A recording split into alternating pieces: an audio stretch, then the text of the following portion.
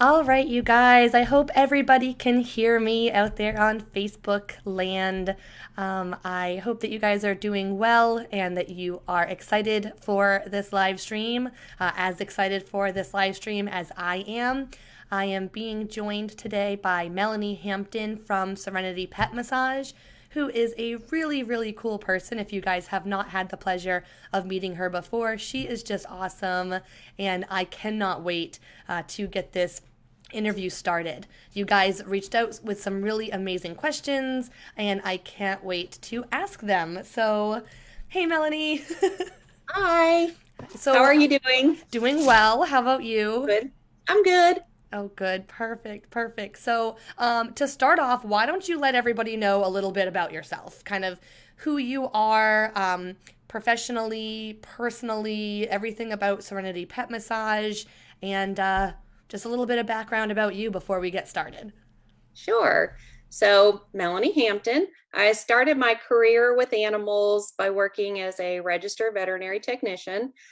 Spent 30 plus years working in various veterinary hospitals, small and large animal mixed, small animal only, feline only practices, and then a surgical referral practice.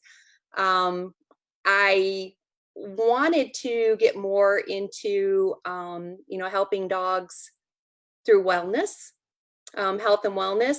So, for my own health and wellness, massage is really important to me. So I started looking into it and found out that there's schools out there. So I got trained and certified in canine massage therapy. And then I went on to get trained in equine massage therapy. I have taken Reiki 1 and 2, and also healing touch for animals. And that's working with the energetic body rather than the physical body. I've gotten certified in canine kinesiology taping, and I got certified in pet food nutrition, and recently got my certification in raw dog food nutrition, because nutrition absolutely fascinates me. And then I also got certified as a pet tech instructor, because I've always felt so fortunate, being a technician, that I knew exactly what to do in an emergency situation. And I wanted to be able to kind of pass some of that information on to pet parents, and other pet professionals, just to give them that feeling of confidence, and I'm not going to panic in an emergency situation because I kind of know what to do. Right. That was really important to me. And so I got certified in that. Pet Tech has been around for a very long time. The classes are amazing. They're in person and there's a lot of hands on, so that everybody's really comfortable with the skills by the time the class is finished. As far as like my private life, I've been married for, next month's going to be 40 years. Yay! And I have two beautiful daughters.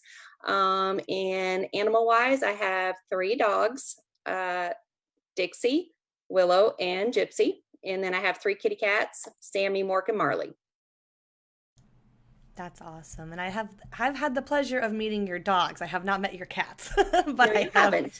I have met your dogs. But I'm allergic to cats, so I think I'm comfortable with Not just meeting meeting. them. Right, with just meeting the dogs for right now. So awesome, awesome. So right now, Melanie, just to keep you up, because I know you can't see the live stream, only I can.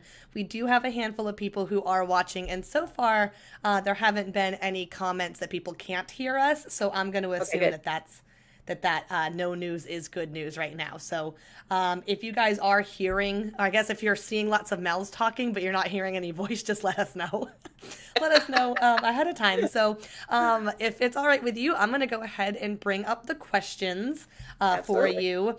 It's going to look a little bit weird. I'm using two monitors, so I'm going to be kind of looking at the camera to ask you, but then looking across to my second monitor here, and also making sure that I am muting myself just in case of any feedback. I don't want there to be any feedback that anybody who's watching gets here. So, very first question that we have is, can massage help with flexibility or the likelihood of an arthritic flare up in the hips? my dog occasionally gets stiff, especially during the cold months. Absolutely. So the thing about massage is when you are manipulating the muscle tissue, you're increasing circulation, you're waking up the lymphatic system, and you can massage around the joints and get rid of any toxins that might be just like sitting there and aggravating that area and causing inflammation. So I've had like really amazing results on dogs that I have done that are arthritic. And sometimes they'd be like, "Oh my gosh, my dog hasn't gone up the stairs in years." And they did that after your session. So I love getting feedback like that, where the pet parent like really notices a difference in the before and the after. That's awesome. Yeah, that's absolutely fantastic because I mean, as our dogs get older, it kind of gets heartbreaking that they're not able to do all the same stuff that they used to be able to do, and we want to make Right. sure that we're keeping them, of course, happy and healthy as long as we can, and so this can definitely help there. Next question that we have is, do you ever use essential oils during your sessions? I do. And I use them diluted, so I don't ever use them what's called um, like straight, or neat is another name that you can do it. But I have some blends that are very good at calming them. I have other ones that are good at decreasing inflammation. I always let the dog smell it first. And if they like turn their head and are have an aversion to it, I know that it's not the right blend for them. But if they're like very eagerly sniffing my hand, or even sometimes they'll lick it, then I know that that's the right one for them. And that is actually called zoopharmacognosy. So it's self selection. So it's pretty cool.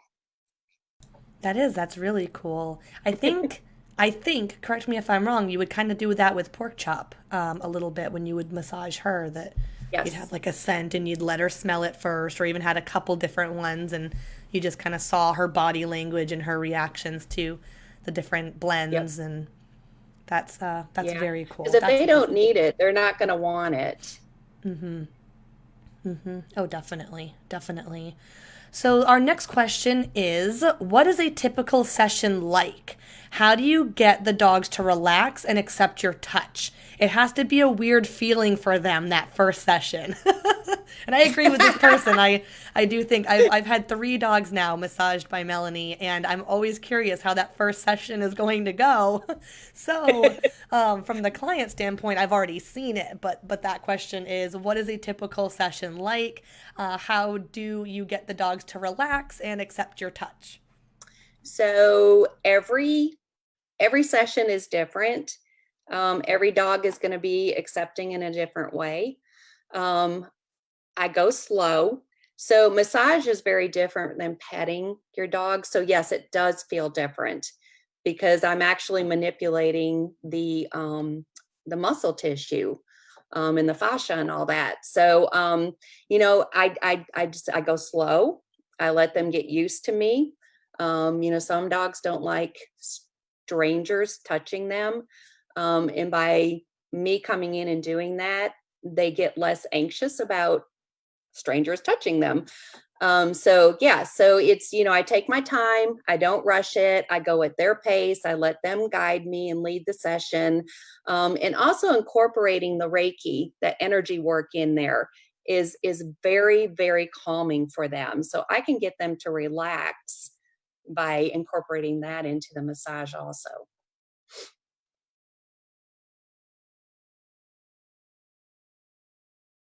So Melanie, I actually have. I just thought of this. Sorry, I was muted. I forgot that I had muted myself. I actually have a video that I stole off of your Facebook page of you massaging a dog at the Wake County Animal Center that I thought Ah, was just adorable. This dog's name was Chips, and Chips, when he was first on the table, he was looking a little bit like confused about what was going on. It's a 30-second video where he just ultimately relaxes within this 30 seconds. And I don't mean to surprise you. I just thought of it. That's why I was clicking over on my other screen. Are you comfortable with me showing everybody that video? Sure. Okay, because Sure. it's so cute. It's so cute. I'm gonna mute you for a second so I can get the video set up and bring it over to this main screen. So just give me Okay. 1 second here. I'm excited. Sorry to spring this on you.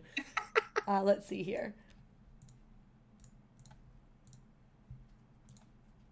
All right, so I'm just gonna move this over, make it full screen. All right, so I hope you guys can see this. It looks like you can. Melanie, I don't think you can, so I apologize. But I'm gonna go ahead and play this for everyone.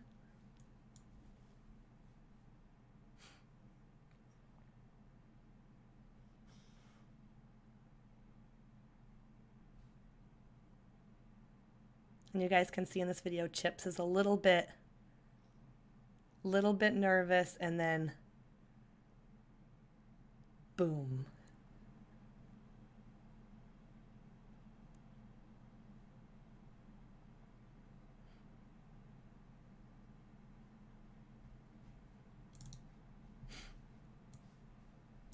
All right, guys.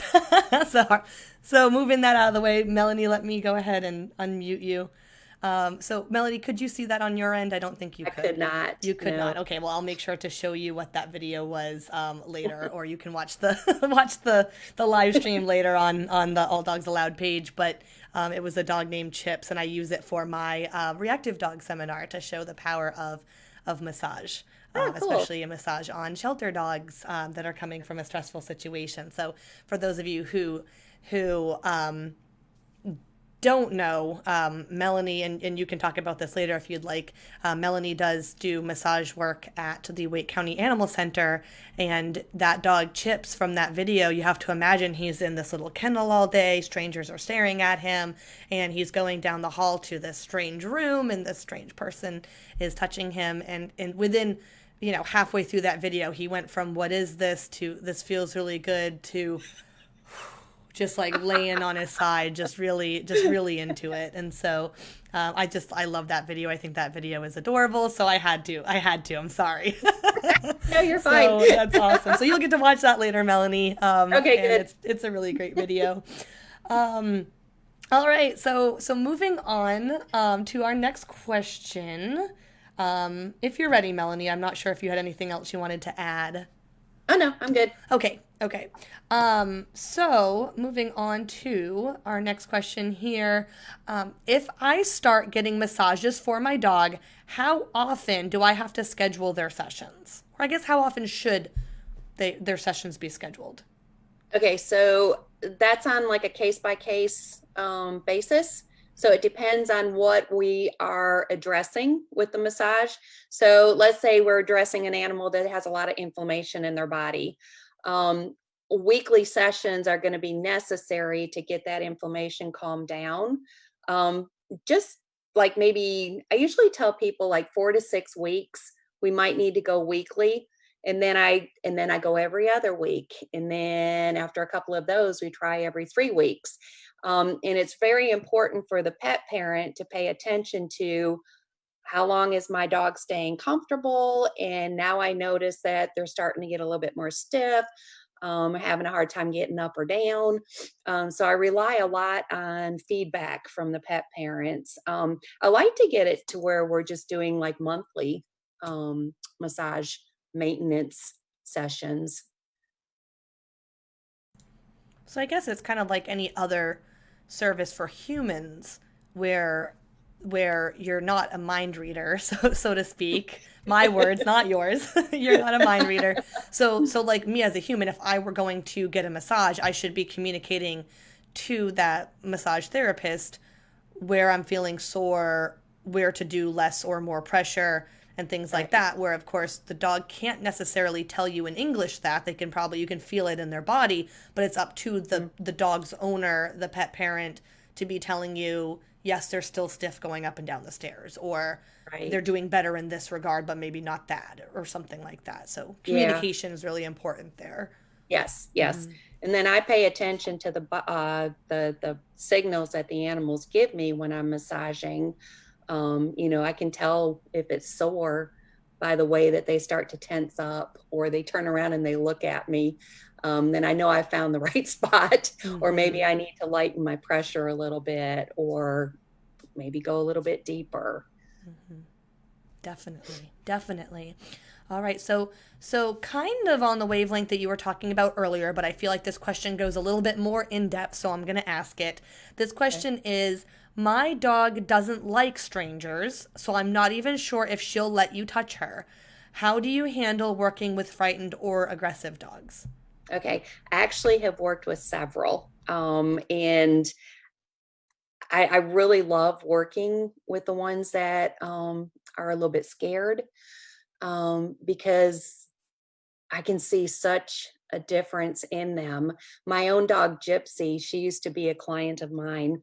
And the first couple of times I did her, I couldn't get anywhere near her. She was so terrified. That's right. I Um, remember. I remember when you got yeah, her. Mm-hmm. yeah. And so, I just did Reiki on her for the first three sessions until I could gain her trust. And then I had her mom at the time hold the front end of her on her lap. And I just got my hands on her. And then when I felt, she was so tense when I first touched her. And when I felt her start to relax, I just started moving my hands.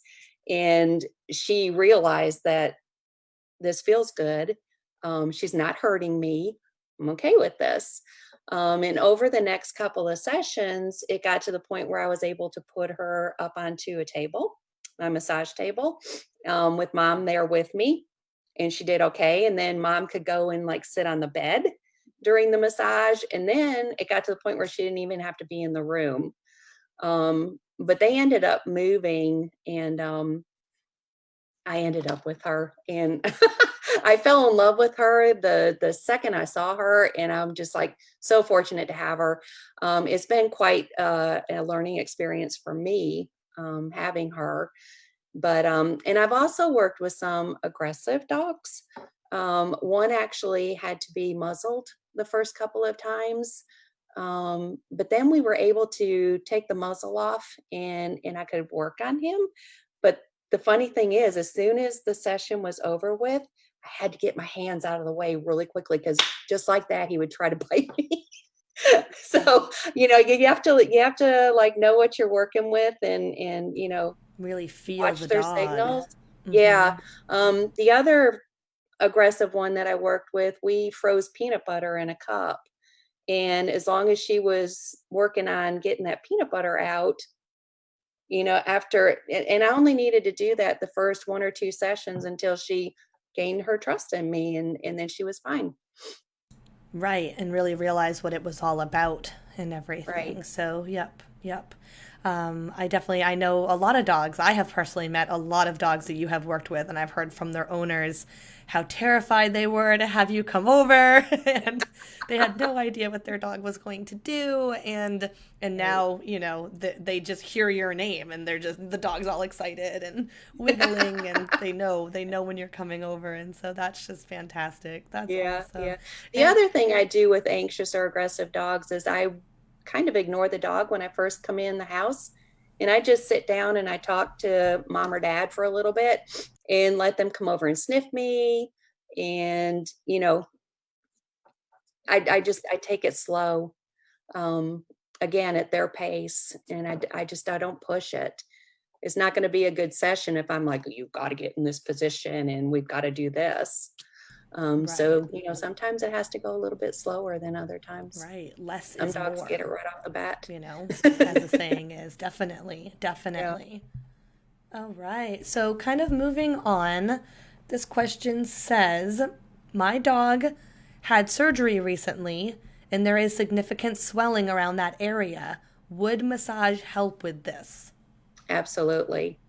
So, edema, by moving that fluid off of the limb and back up into the body where it can be better absorbed, would be the purpose of massage. And it's a very um, it's light, so you don't go real deep, and you just work with that lymphatic system to get that swelling moved out of there. And it makes a huge difference. When I was working in the surgical referral practice, I still worked there a year after I got my certification, and I worked on several dogs that had come in and had been, hit by a car. So the injuries were massive, and there was a lot of swelling from the injury and then from the surgery itself. And so, being able to get in there and work on them, is just amazing how much progress they made in such a shorter amount of time than had massage not been incorporated into the recovery process. Right. Oh, definitely. I can't even imagine. And so I know what you've done for my dogs, and they have not necessarily had the types of injuries or traumas that some of these other dogs have had. So I can't even imagine, how much it has helped them, because I know how much it's helped my dogs with their lack of injuries and lack of stuff. So that's fantastic. So we are probably about halfway through the questions at this point, a little bit more than halfway. So I'm going to go ahead and switch over to Facebook just to check on the chat. It doesn't look like we have any questions. So just a reminder for the handful of you guys who are watching on Facebook Live, or sorry, yes, actually Facebook Live right now. For those of you guys who are watching, if you have any questions, please don't feel like you missed the mark or you missed, the timeline to get your questions in. You absolutely have not. So if you guys are thinking of any questions, questions that you had that you hadn't posted earlier, or questions that you're thinking of as I'm interviewing Melanie right now, please feel free to put those in the chat. I can see the live chat, so, or at least I think I can, because there is a chat window, but there's nothing in it. So if you guys are seeing chat stuff, I'm not seeing it. So please feel free to ask in that chat, and I can ask Melanie live, of course. So Mel, I just checked that. I know you can't see it on your screen. I just checked it, and there aren't any additional questions right now. So, and did you have a couple of questions that were emailed over to you? I can't remember if everybody emailed me or if you got a couple yourself. They all emailed you. They did. Okay, so you had them email me. Okay, perfect. So I've got them all. All right. So moving on to the next question here. This question says, related to massage and Reiki, are there places on dogs that can help calm them? There are two places that I usually target when I'm petting my dog, and I have no reason why except for it feels like it works. I wonder if there's anything to that. No, there probably is, depending on which area she is targeting. And it didn't say that was the full question, and I forgot to clarify. So sorry. Yeah, there are a lot of, no, it's fine. There's a lot of acupressure points in the head area of dogs. And touching on those can be very calming and relaxing for them. One of them is at the top of their head, where I call it their little smart bump. And if you like, you can just use your thumb or a finger and just, counterclockwise relaxes. And you want to use the amount of pressure that would use, like if you were going to massage your eyeball. So you don't want to press really hard, if that helps to understand. So counterclockwise, top of the head. There's also the occipital bone, which is in the back of the skull, the base of the skull. There's two little areas that kind of stick out back there. So if you do counterclockwise motions in those two areas, that can be very calming. Massaging around their ears is also very calming for them. And then in their armpit area, there's a acupressure point called Heart 1, and that can help to relax an anxious dog just by massaging. So you just want to like do some effleurage strokes just to open that area up, and then you can just go in there and just kind of do your light counterclockwise circles in the armpit. That's awesome. I feel like I should not have been watching you do those techniques and point, because now I'm just like, oh, I want to like massage behind my ears and I want somebody to rub the top of my head. So sorry, TMI there, guys, but I do. Like now I'm just sitting here thinking about like, oh, I want a massage. Like, yeah, let's do that. I feel like the ears were something that I don't know if you get this, but I feel like the ears were a place on my dogs where I just felt like, doing that just helped them, just kind of relax. And I've had dogs, as you know, Melanie, Absolutely. all of my dogs' ears have been completely different from floppy to completely sticky up and things like that. Right. So okay, that's awesome. So it's kind of nice to know that that we're on the right track with our dogs. Just with petting them, we're not really doing anything wrong.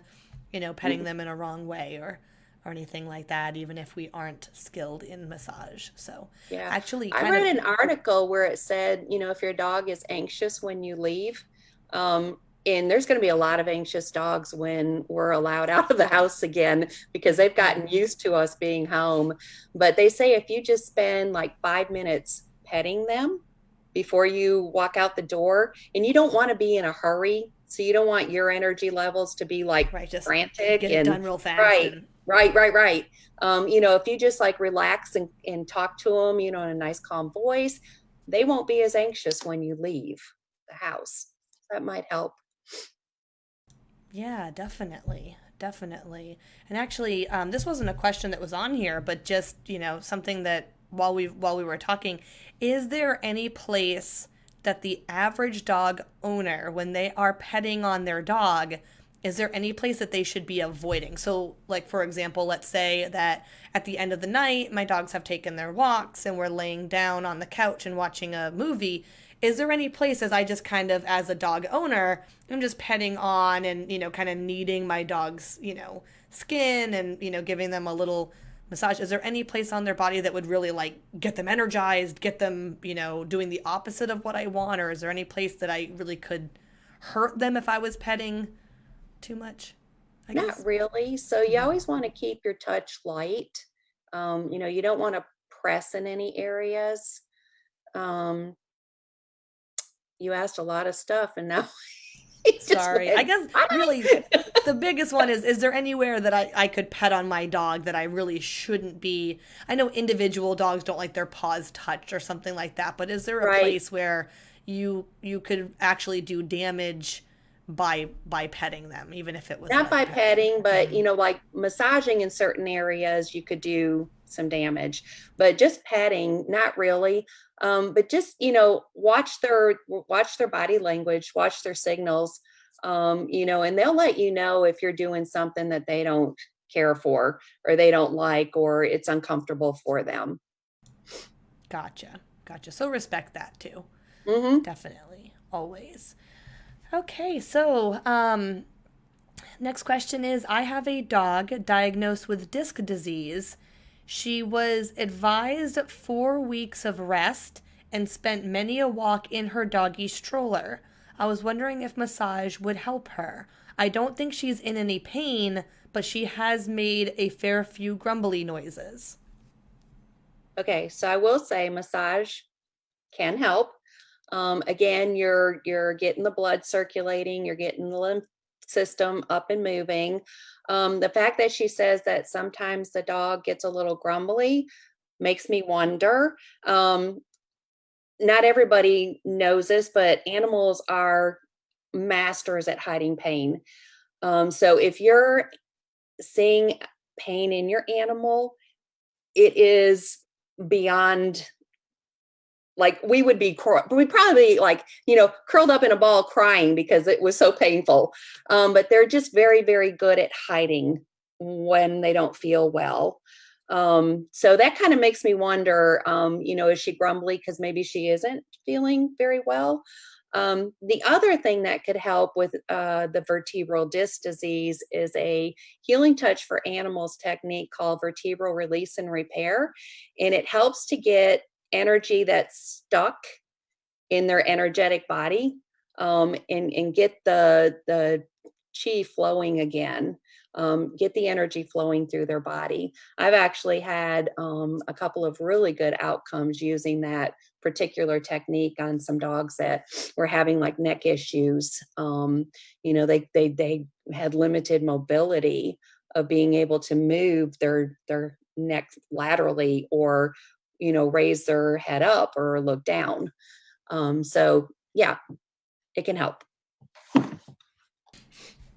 That's awesome. That's awesome. Because I know, we always worry when our dogs aren't feeling well, especially Hmm. if we don't know why. I mean, there was a time where I remember I went to walk down the hall of my house and Theo came up and he was kind of just limping on like his left front leg. And I'm like, what? When did this happen? Where did this happen? What's going on? And Right. my immediate thought is, okay, well, we got to go to the vet because you're clearly limping. I mean, there's pain there. And then Yeah.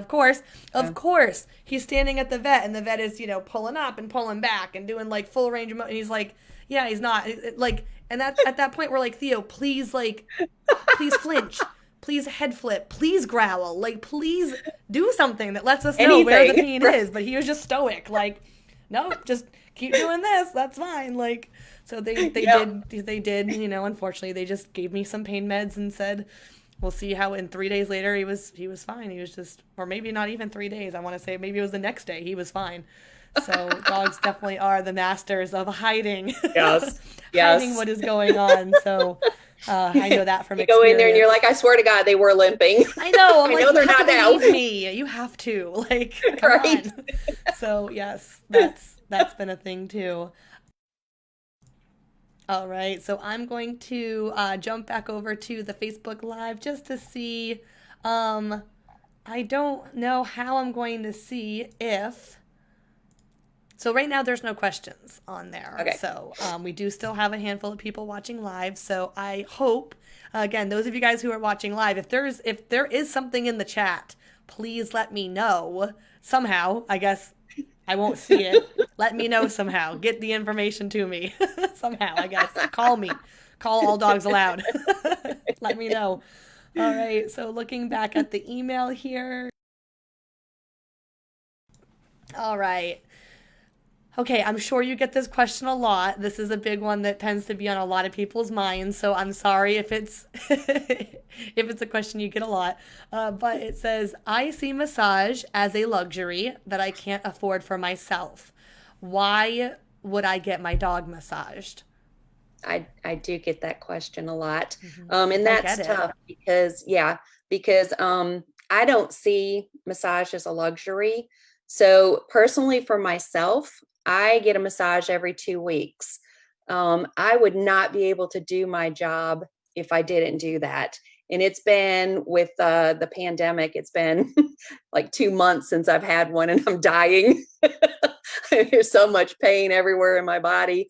But so I have back issues, and I was having to get injections in my back. But when I started getting regular massage therapy sessions, I no longer had to do that. So you just have to weigh, do I want to help my dog not be painful? Do I want their quality of life to improve? And it's just I I don't see it as a luxury. There are so many benefits to it. And they've even done some research and they think that animals actually respond to massage even better than humans do. I don't know why. But yeah. I mean, and I know from experience, personally, kind of same as you, I found out sometime during the second half of last year, 2019, that I have 3 discs out of place in my back. We did an Oh, MRI. I kept having these back flare ups, and they did the MRI, and they said, yeah, you have 3 discs out of place in your back, not severe enough in which you need surgery or anything like that. But they sent me to physical therapy, and the very first thing that we did every physical therapy session was my physical therapist did a massage, mhm. and that spoke to me at how important massage is for us and how important that can be for our dogs, because yes, I know they're a different species, but they're so alike to us that we really should be looking at everything through a human lens as well. If we're doing it for ourselves because we've seen the benefit for ourselves, then we really should be doing it for them as Yeah, well. yeah. So, My animals are my family members, and I want them with me for a long time. So I do everything in my power to keep them healthy and happy and moving good. Oh, exactly. Exactly. So it looks like we are at the tail end of the massage questions. Most of our questions were about massage. We do have a small handful of nutrition questions, Okay. but I just wanted to check in to see if you feel like you need any sort of a break, water break, Oh no, I'm good. anything like that. Okay, I'm perfect, good. perfect. Well, then I will switch over here. It's just a couple of nutrition questions. The first one is a question that I had because I know that I experience this and encounter this when I'm talking to people about how nutrition can affect training, and we want to make sure that when we're using treats, we're not just giving them, like Captain Crunch cereal pieces that are loaded with sugar as, as a treat, or, things like that. But one of the things that I encounter is people not necessarily knowing the difference of all of the pet food that there is out there. So I guess cat food, if you do want to bring it up, how that goes into the equation, because I don't know, I'm very cat ignorant. So because we're all dogs allowed, if you want to focus on dog stuff, but can you do like a quick run through for everyone about like what different types of pet food there is out there on the market, and just a little bit about maybe the benefits or the pitfalls of each? Sure, absolutely. So, my favorite way to feed is raw feeding because that's as close to their ancestral diet as we can possibly get. So, commercially prepared raw food. Um, there is you can do your own, but it does take a lot of math and a lot of understanding how to balance that diet out. The I feel raw like that dog would food take a lot of nutrition, skill for yeah, me, like yeah, that to nutrition do class it that I yourself. just finished up, it was amazing. To me, it was fascinating. But there are a lot of nuances to it. So it's not like you can just go to the grocery store and buy, a chicken and throw that to them and say, okay, this is raw feeding. It's more complicated than that. There are a lot of commercial diets out there where they have been formulated with the correct balance of fats and proteins and vitamins and minerals. Um, After that would be freeze dried, which is basically the same as raw, except all of the water has been squeezed out of the product. So you end up with just this little dry cube, kind of. And then you just add water to it, you rehydrate it, and you feed it that way. So there's not been any processing when they do freeze dried. The next on the list would be dehydrated, where they just take and use like low temperature warm air over the food to dry it out. So it's usually at about like 125 degrees over a sustained period of time. And so then you have just this, it almost looks like oatmeal. And then you just add the water back to it, and mix it up, and then you're able to feed them that. The next on the list would be canned, um, somewhat processed, but doesn't take as much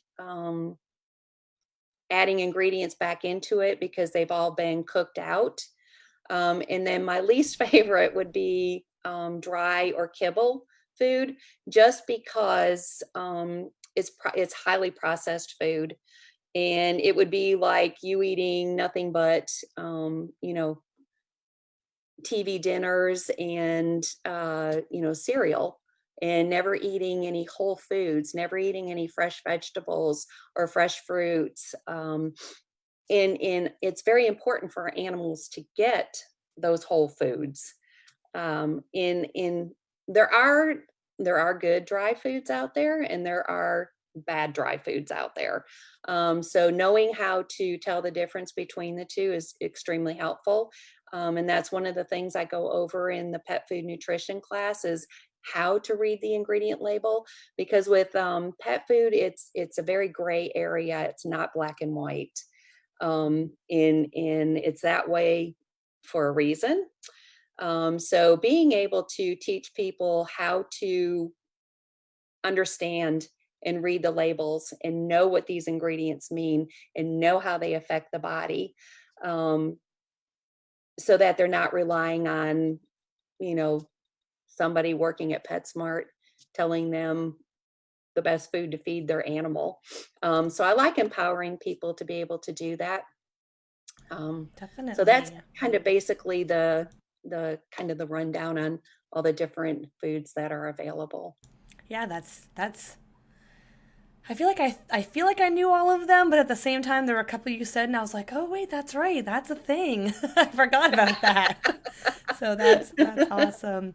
And just for clarification, when you say canned food, a lot of people refer to that as wet food too, right? Like it's They do. like dry kibble, canned wet, and then you have like the dehydrated, the freeze dried, the frozen Right. raw, all of that. Right. Okay. All right. Okay, perfect. So, um,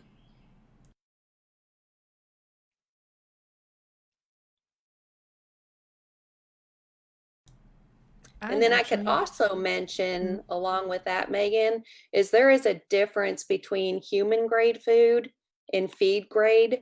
So Thank you, human, because that was a question that I got, and I don't. I put all the massage questions on my list. I think I didn't grab the nutrition questions, so take it away, Melanie, because I don't have them. okay, okay. So human grade is it's fit for human consumption. So it's past inspection at the slaughterhouse and it's okay for us to eat. Um, a lot of human grade dog foods and cat foods are actually made in a human facility. So any standards that are set for people food also apply to the animal food that's being made in that factory. So that's huge. That makes a huge difference. Feed grade is anything that did not pass inspection at the slaughterhouse, whether it was diseased, spoiled, and the meat that they get from feed grade comes from animals that have possibly died on the farm or the ranch, or animals that have passed away in shelters. I know it sounds awful. Zoo animals that have passed away. When you think of feed grade, think of the 4 Ds. So it's dead, diseased, dying, or disabled animals. It can also be leftover grease and fat from restaurants and stores. So you really don't want to be feeding feed grade food to animals. You want it to be something that you could put into your own body, human grade. Oh yeah, definitely. So I feel like that when you say it feels like common sense, but I think that it's hard for people if we don't know what to look for on the Right. bag. Now, would it say anything on the bag? Human grade, feed grade? What is there any verbiage that we can look for as pet owners? There are some foods that actually do have on there that it's human grade. Most of the time, you have to call the company, and you have to know how to ask the questions because some of these companies are very good at skirting around the issue and make you feel like they've answered your question when in fact they have not. So it's Yes. complicated. It is. It sounds Yeah. very complicated. That's something that you go through in your nutrition class though is you cover the human grade stuff, you cover all the different levels of the different foods. Are there places that you already know and respect as being human grade that you could recommend to people that go through the nutrition seminar? Yes. Okay, Yes. perfect. So dehydrated, the Honest Kitchen, that's made in a human facility, and it says right on the box that it's human grade. They actually, the state of Ohio tried to sue them for saying that their food was human grade and that it was processed in a human facility. And they went to court and they're like, it is human grade and it is processed in a human facility. So it got thrown out of court because what they were saying was true. They weren't making anything up. Um, and then there's raw food, there's a lot of really good companies out there. Primal, Darwin's Pet, Stella and Chewy, Steve's Real Food. There's so many.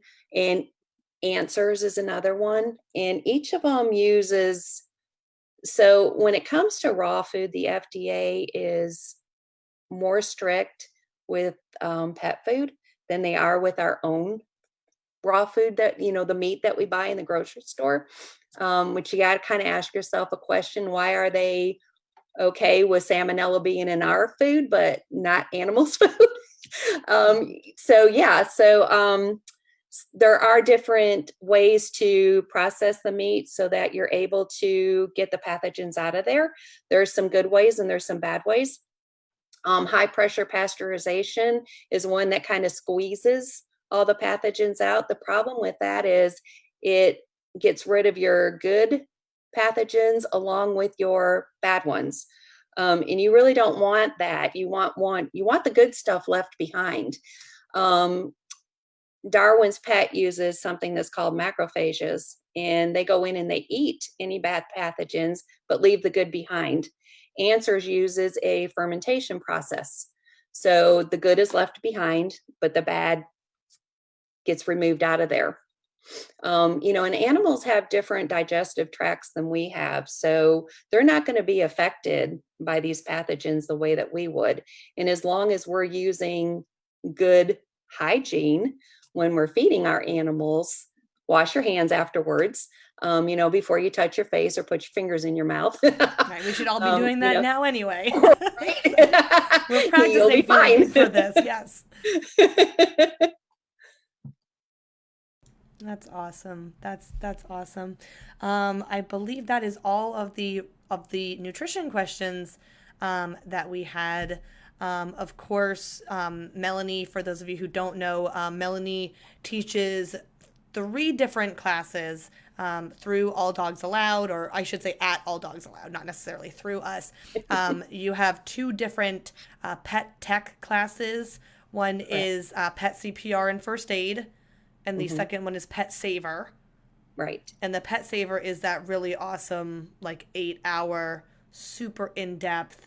Every dog owner, in my opinion, every pet professional, everyone who loves animals should go to that, because that's dogs and cats. Correct. Yes. For those 2. And then, all of them are, because then the third seminar that she does is on pet food nutrition and all of the amazing benefits to how we can help our animals by feeding them healthier food than what we might be doing right now, and changing up, their diets and really doing things in a much better way than I think the commercials would tell us to, because I know what I fed Pork Chop when I got her